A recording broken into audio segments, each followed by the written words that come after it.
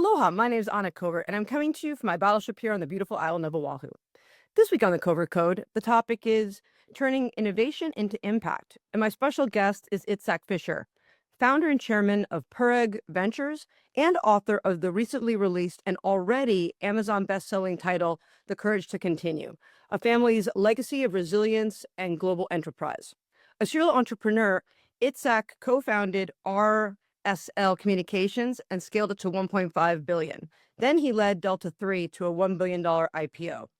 And today he's here to share strategies on driving innovation, scaling businesses, and leading with impact, with a special thing that he has in his heart for Rwanda, which I'm excited to learn more about. So thanks so much for being here today, Itzhak. Thank you for having me. So you have such an interesting story and background, and it's hard to know where to start. But if you want to just give us a little opening of how what led you to where you are today, and the passion to write this book that you've released recently, June 10th. June 10th? June 10th. June 10th, yes. Okay. So those are two different subjects, but I'll start from the beginning. So I was born and raised in Israel, as you can hear by my accent. My parents were Holocaust survivors, which my father was a carpenter, my mother was a housewife, and Israel is a different type of environment growing up because there is uncertainties. Every couple of years we had a war, so under those terms, growing up, it was a little bit unusual and difficult. But I always wanted to, as a child and later on in life, I always wanted to be my own boss. And I always wanted to do things that I would like or aspire to succeed in. So I started my career by, everybody serves in the Israeli army. I served in the Israeli army. And then I went to study in the US. And my first decision in studying, which was funny, is a typical student doesn't think about the next step. He's thinking about having fun in college. And for me, the most important thing was to study a degree that I would be able to get a job immediately after college. And again, I'm 21 or 22 years old. I'm studying with 18 years old because I was 3 years in the Israeli army. I came to study in the US, and I chose computer science, which, by the way, until today, whoever studies a degree in computer science, the chances of getting a job is very high. Yes. So I studied computer science. I then met my wonderful wife, which is another story because we dated for 2 months. Then I went to Israel for a month. Then we got engaged. And 3 months later, we were married for 44 years. So, Wow, congrats. Which was a big story by itself. And then we moved back to Israel. I had a couple of jobs. And the big decision that I made, which was the base to where I am today, I was married with 2 little kids. I turned to my wife and I say, I cannot work anymore for anybody else. I have to find myself. And my wife supported me and told me, go ahead. We didn't have a lot of money. I quit my job, and then Sprint, which I was in telecom, Sprint, who I represented, gave me in 94 a present to fly all the way to Los Angeles to see the World Cup final. Now, in parallel to all of this, I volunteered because, being in Israel, you cannot just work. You have to try to make changes. And I volunteered as the treasurer of Benjamin Netanyahu, who is now the prime minister of Israel, which is another funny story. I met Benjamin Netanyahu. After an hour meeting, he said, "You are my treasurer," which is like, I said, "But you don't know me." He actually did research, which I found out later. But anyway, through him, I knew Ronald Lauder, the son of Esther Lauder. And on my way to the World Cup, I met Ronald Lauder. And I pitched to him an idea that came to my head like minutes before, to build an international facility telecom operator. And at that time, calling from the US to Israel cost $1.50 a minute. Wow. And by the way, my mother, until she died, whenever I talked to her from New York, she was screaming into the phone and talking very fast because it's very expensive.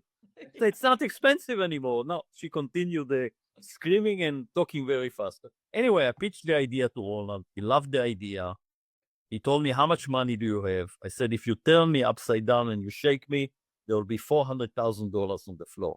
So he said, you put 400, I put the rest, we are 50-50. And I said to him, Ronald, this is not serious. I didn't do a business plan. I don't know what is required. I don't know how much money is required. Let's stay friends. And he said, no, no, no, no, you're insulting me. Take me seriously. This. Anyway, I didn't even think about it. I didn't even tell my wife about it. He said, when are you back in Israel? I said, next Friday. Next Friday comes. He's calling me. He's at the Hilton Hotel. I came in. There was a lawyer with him. We negotiated. I put $400,000. He put $5 million. Wow. And I have 36%. And a week later, my wife is, until now, she remembers 2 big suitcases and 2 kids. We moved to America. Wow. That was the 94. Now, 3 years from inception, we built the company to a $1 billion IPO. Company got to $1.2 billion revenues, operations money to market, over 4,000 employees, big success. So that's how I started, my business career. On Rwanda, it's a funny story. When I turned 60, we decided with our best friends to go on a safari to Africa. And we went to 4 countries. We went to Botswana, Tanzania, Rwanda, and Zambia. And everybody goes to Rwanda to climb on the mountains and see the gorillas. And we went to Rwanda, and Rwanda is very different because the minute you land, the captain tells you not to bring plastic bags because they are very aware of the environment. And then as you drive to the hotel, the country is spotless clean. Every citizen cleans the streets twice a month. There's nobody that drinks in the streets. You can drink in the hotel, in the public, but nobody drinks and nobody smokes. And you are like, especially since you go and visit other 3 countries in Africa, you're in total shock. Wow. Yeah. It sounds like Singapore. Yeah, Yeah. we call it the Singapore of Africa. Oh, yeah. And my wife again tells me, she said, you must help these people. And if you would ask her today, she said, I didn't know you'll take it that far. Saying because I decided to meet the president. I have a very healthy Rolodex. Met the president in New York. I thought it would be a 15-minute meeting, pictures and all of that. And he had a folder about me. We had an hour-and-a-half meeting. He invited me to come back to see how I can help the country. I met anybody I could, and then I made a commitment to come every 3 months and bring foreign investors. Wow. And I did this for a year. And after a year, I told him that the most precious thing for me is my time, and I'm wasting my time because nobody takes me seriously. Because I used to people coming, promising, going back, and they forget that they were in Rwanda. And he said, no, no, no, I know that you'll be frustrated. The cabinet will nominate you, which they did, to be the chairman of the Rwanda Development Board, which is the most important body in Rwanda because it is in charge of all foreign investments, of all export, $300 million convention center. There is no Minister of Tourism. So it is in charge of all tourism. So the gorillas report to me now. And this, if you want to have to start a business in Rwanda, for example, we have now a center that you apply to RDB, which is the Rwanda Development Board, and within 6 hours you get the license. Really? So, yeah. Do you have any solar investment there? I do a lot of solar work. Many. Wow. Many. Because they have deals with people that set their own solar operations. The country is buying back per kilowatt, and they have a good IRR by doing that. So I've done this now for 9 years, and 2 years ago, the president asked me to chair, and I'm also the chair of the Rwanda Oil, Gas, and Mineral Authority, which is in charge of all the licenses there. So I've been to Rwanda every 3 months for the last 9 years. It's a big commitment because it's 22 hours door to door to get there. But I feel I know that they are happy, and I feel that I've contributed a lot, and I do it voluntarily. I don't get paid, but I do it on my own dime. So it is something that makes me feel. But I always say, they ask me, so what are you getting out of that? So I give them the example that when I land there, I get everybody that knows me says welcome home. And when I leave, they say, thank you for helping our country. So that's what I get from Rwanda. Well, that's wonderful. That's a really amazing. I am sure you've already seen the impact just in those 9, 10 years. Yeah. Yeah. What is the have you increased the general domestic product? I mean, is there any, like, measurable stats that you're looking at in terms of achievement? Sure. So on the RDB side, last year we did $2.2 billion foreign investments, which when I started, it was much, in the hundreds of millions. So it's a big impact there. On the tourism side, we did $770 million, which again, it's a 12 million people country that is landlocked. So it's a small country in Africa. So the numbers are supporting the time of the success, and the GDP grows between 6 to 8% a year. So Wow. yep, it's one of those countries that you can actually see results with your own two eyes. That is beautiful. Wow. And so that leads us to your book, which I'm especially interested in. While I didn't have any direct family in the Holocaust, before I was a covert, I was a Lefkowitz, and I have family on my dad's side. Everyone was Jewish and fled actually year before the Holocaust from persecution in Russia.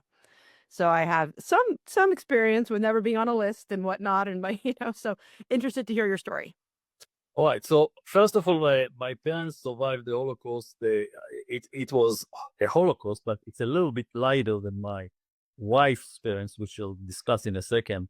My father jumped off a train on the way to Auschwitz and saved himself, and my mother was in a ghetto in Covert in Lithuania, and my grandfather, who operated a factory under the Nazis, heard that they are going to burn the ghetto, and he got my mother and her two brothers, but not my mother's mother, out because she couldn't get out, and she lost all her family. My father lost most of his family in the Holocaust. My parents-in-law were both Auschwitz survivors, so they the worst of the worst. They met in New York after the war and got married. Now, the reason for the book is, my grandfather, before he died, sat down and wrote 20 pages in Yiddish, which is the ancient Jewish language, telling the story of the war, of what he did and how he saved the whole family.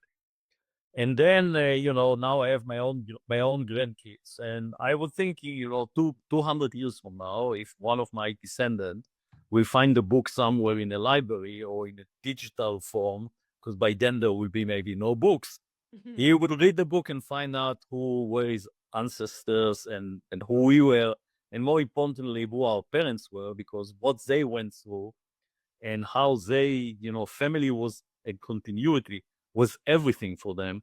I thought that this book can remind our everybody of the important thing of continuity, if the important thing that from total destruction, how life can be resurrected, and how can you have normal life after that. Wow, that's really interesting. And especially now for it to be released right now during all the things that are happening. How do you think that was there any changes that you made to the book? How long have you been working on this manuscript? Oh, it's like a year and a half. Mm, It's it's I took ghostwriter. I'm not, English is not my first language. It was very funny because our ghostwriter, I told my wife, and my wife and I collaborated obviously in the book, and I think both of us felt that she is like a therapist, not a ghostwriter. But when you go back and tell all the stories and all of that, and there's a lot of stories, family, about the business, about decisions, about Rwanda. I think that the process itself was something that was very healthy for me. yeah. My wife was very much against writing the book in the beginning. I think she cooled she cooled off and supported it later on because of all the reasons that I mentioned. We really didn't think about this book in terms of commercial success. Again, for us, the most important thing was, to leave the book for generations. Like legacy. Yeah. Yeah, but all the I have a lot of people that I've worked with in my professional career, and a lot of people that know me in Israel and here. So I was pleasantly surprised that the book is selling relatively well for a biography. The biography is not a 10,000, 20,000, 50,000 copies, but we're going to work, I hopefully break a couple of thousand, which I'm very happy with. That's wonderful news. And since what is going on, do you think that there's some extra, we call it newsjacking capability of people being more interested in just the region than maybe typically? Well, again, if you're an Israeli, you have lived through everything that is in the book. Yeah. Although the latest developments in Israel with the continuing war for the last 2 years and the now recent war with Iran, it's something that would never happen before in Israel. So I think the book is very, very relevant because, a lot of, I wouldn't say that the education system in Israel is the best education system in the world, but there is a high-tech sector in Israel that is very innovative and very successful. And I think the latest wars gave, gave credibility to the fact that having a strong army, having innovation in the army, and having everybody serving the army after they finish high school created a layer of some very, very smart people and and invented very smart technologies that later on are being used for civilian use. And I think this war will emphasize that there will be a lot more innovation coming out of Israel, although a lot already has come. And I'm an example of that. I've been in the school system, I've been in the army system, I've worked in high tech, and now in the past more than 20 years, I'm a very active investor with at least 50% of my investments in is in Israeli people or Israeli high tech. And I'm always astounded by the youth and innovation that is coming from there. Yeah, I think that you brought up something interesting at the beginning of kind of how you were untypical, compared to when you came to America and you were in college compared to those others who just wanted to party, and you really had that framework. And I think that even though I was born in America, I also had a similar mindset when I went to college. I went to business school. I wanted a degree that I could use. I graduated early. And is there something about just that legacy of, the Jewish religion maybe, or even legacy of commitment that, that's something that's instilled that, you can work at, but you have to play, you can play, but you have to work hard too. Right? Listen, we are always a minority. Mhm. Although in Israel we are a majority, but we are always around the world a minority. We are always having challenges. We always have to explain ourselves. Uh, Recent times have been much more difficult than ever, especially in the US. It's something that is a direct result of the ongoing war in the Middle East. In some way, shape, or form, I think that we lost the young generation here in the US. The universities are pretty tough. It's pretty tough to be in certain universities, being Jewish and going to school. Yeah. And these are a very challenging time. Again, it reminds you of not as bad, and hopefully we'll never get there, of what my parents and my wife's parents had to live through when religion, the Jewish religion wasn't, people were not in favor. So I think from all of this, we are, because of the heritage that we had, we have to be stronger. I think we are stronger. I think we are tolerable, and I think we are always putting our head down and hoping, that it will pass, and hopefully it will. Yeah. So to pivot a little bit, what lessons would you say or recommendations you have for businesses today who are looking to scale and afraid of conditions around them, right? They're, maybe seeing more obstacles because of policy or disbelief or changes in culture.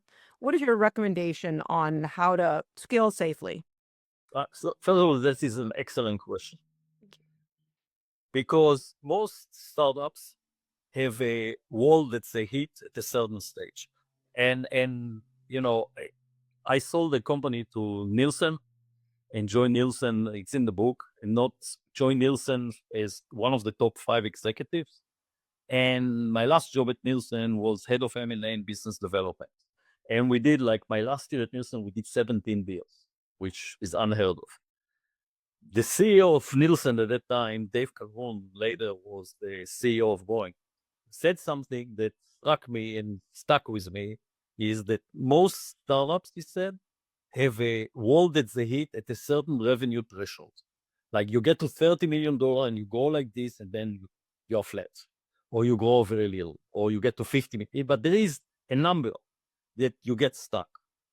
And my advice to all the startups that I'm investing in, so yes, you can change management, and a lot of times, founder outlive their stay, and you bring professional managers, and you hope that the professional managers will hire people not out of favorism, but are being professional, maybe it will improve the results.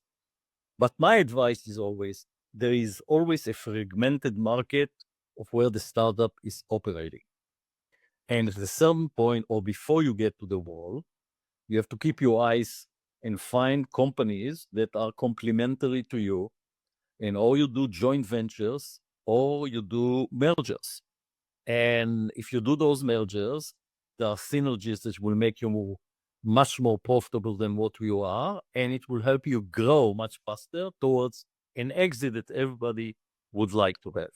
Yes. I think that you know having a very strong business development and a merger acquisition next to the CEO that canvasses and sees exactly what is happening in the market and comes with the right ideas is something that is very, very important to startups. And in most startups, you don't have it because Right. people are buying into the strategy. And in the beginning, you grow 100% a year and 50% a year, but eventually you hit that wall. And that's something that I would, I think is very important. The second thing is what we discussed very early on, which is data and analytics. A lot of startups out there have created databases and have the ability to do analytics. That is sometimes the data that they collected while selling their products and services is much more valuable than the actual services that they sell. Right. Yes. And you always have to see and look and try to find what is the added value of what we are doing in other areas, especially in the data and analytics. I agree. That's my background is digital advertising, and and the data. And I think now the real fear is, well, I see a lot of businesses failing today is that they are maybe holding on to data that is not trustworthy, right? And they hold on so tight to it that this is our data and we're gonna, like hamsters, like hoard the data, right? But then they're not and they want to use AI, but they are, not like opening it up kind of to, like, as an industry, what can we benefit from if we shared data, like from in Right. supply chain, as a for instance, I have a client who's doing that, and to create these signals, and people are so afraid to share the data, but unless we do, we're really in silos. So I'll give you an example. So again, when I was at Nielsen, one of the most profitable and big products was that you share your pricing on a platform. Yes. And if you share your pricing, you have the ability to see the pricing of all the other people that share the price. And the number one gorilla in the market, Walmart, refused to share the data. And why is that? Because they had a big enough market share that they thought that if they share their data, they're going to lose instead of gain. But then guess what happened? They started to lose market share. And when they started to lose market share, they came back and they shared their data. Right. So sharing the data actually allows you, for example, to do dynamic pricing, which all the supermarkets are doing now. That if you don't share your data, you won't be able to see what others supermarkets are doing in the same zip code, for example, or what other promotions people are doing while you're doing your promotion. It's all on the platform. So sharing data. The thing again, when I joined Nielsen, the first thing that the management and me and everybody did, we decided to be a transparent and open company. Yes. So for example, we are the numbers of Nielsen is accredited by a public body called MRC. The MRC was sitting in internal meetings to design the next data capturing meter that we use. And it was never done before at Nielsen. So being open, being transparent, sharing your data, I believe will bring you much further than being like in a box. Absolutely. And that's one of my big fears. That's why I wrote my book that Forbes published last year. It was about this really scary position that most companies are finding themselves in today, where because there is no transparency online, right? Like I explained it, if we wanted to do traditional advertising and we wanted to know if our television commercial ran, we could call Nielsen, and Nielsen records every TV station in the country. They can prove to us that it ran. Scarborough does it for radio. There's third parties that follow print publications. There's even companies that will stand on the side of the billboard and click cars, right? They used to do that way. Now we have other ways to track, but there's no third party oversight online at all. And you have to then believe that your impression ran. And, and the fraud's so high now. I mean, just last year, it's $100 billion in digital fraud. And in the first quarter of this year, I've seen that triple. Yeah. And, who's responsible? I mean, it's the Googles, it's the Metas, it's all these people who are keeping it behind the door and not allowing this ability to be transparent. And it's only going to get worse. So I'm hoping that someday soon we're going to have a way to take that initial learning that you've created and apply it to the real what we're using today. I'll tell you, the problem with this is that, with Nielsen rating for TV, I don't think it will ever be challenged, because that's the only time everybody agreed that those numbers are legit. When it came to online, every advertiser and every content provider and every website is using the numbers from the company that shows him the best. There is no like Nielsen rating for online that everybody agrees on. So I'm sitting now on the board of Comscore. By the way, I'm sitting on the board of Human, which is the fake traffic that you are discussing. Oh yeah. Yeah. So I'm very familiar with the problem. It is a very big problem. Yes. So the numbers that are being reported are not Staggering. no, nobody can tell you if the numbers are real or not. No, nothing matches anything, and that's what I mean. Like and it's really, really very, very scary. I mean, we've gotten, there's tools like ClickCease or Human, but they're really, it's only, you have to have people agree to use it, right? And if they don't use it, and that's the problem, that Google is holding all of the, the exchange hostage, and they won't even allow a third-party pixel to be placed in their ads, to prove that this impression ran or didn't run. And then if it was clicked on by who and by whom. And we just see that it's just getting, harder and harder to really trust anyone. Yeah, they are measuring themselves. That's the biggest problem. Like Google will measure Google, Meta will measure Meta. It's doesn't make sense. So is there any hope for some kind of oversight entity that could happen in the future?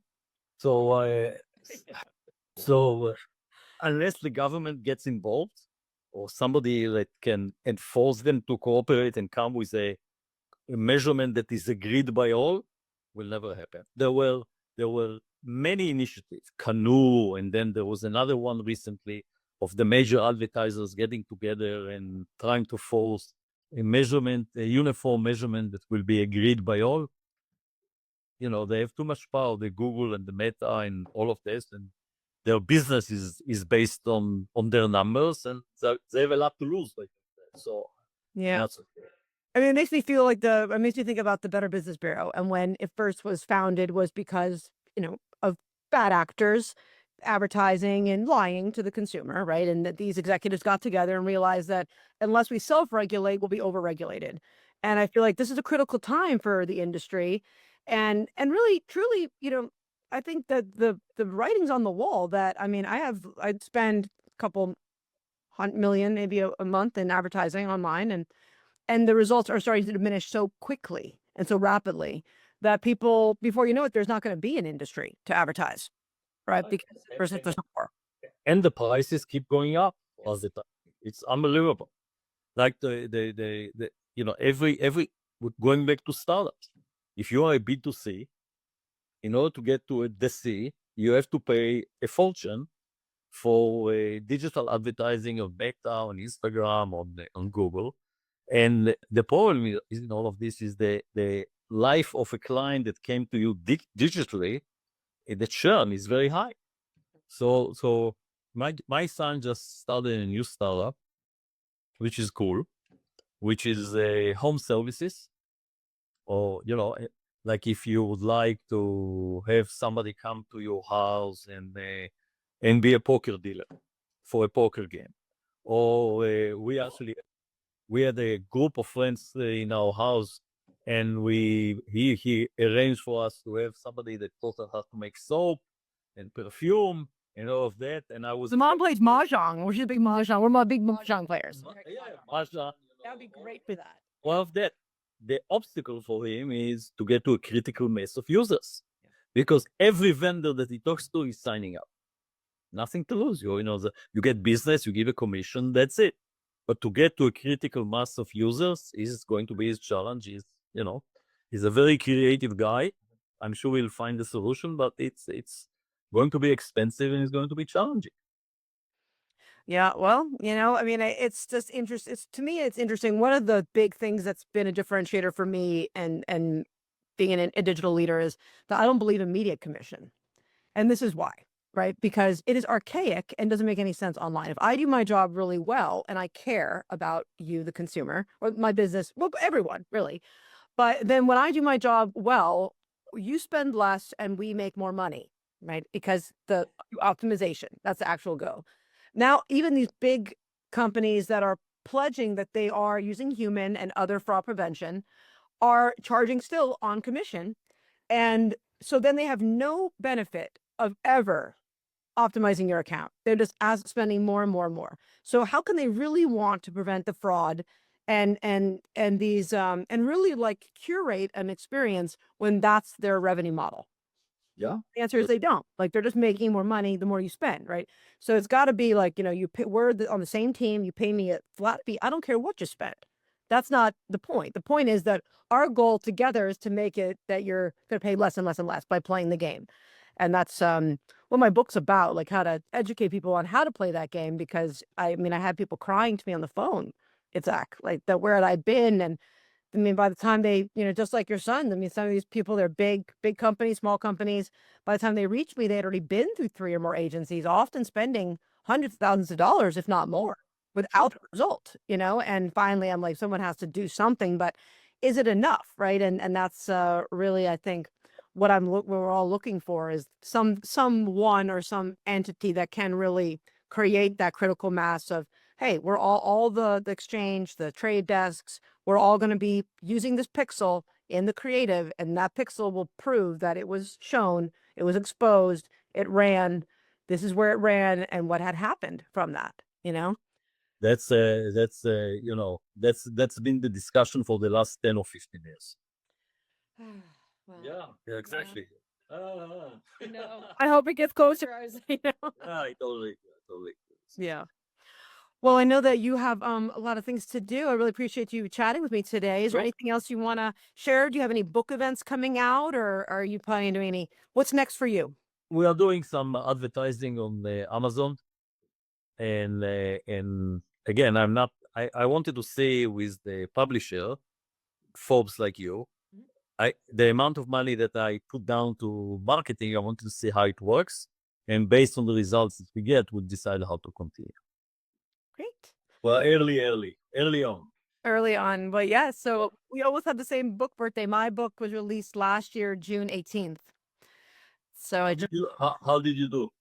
pretty good. I mean, now we just reached with my podcast, which I started right a little bit before the book. I started it in March of last year. I just reached 14,000 followers just today Right. on YouTube, and there's other channels as well. And yeah, it's I've Soon you're going to be able to monetize.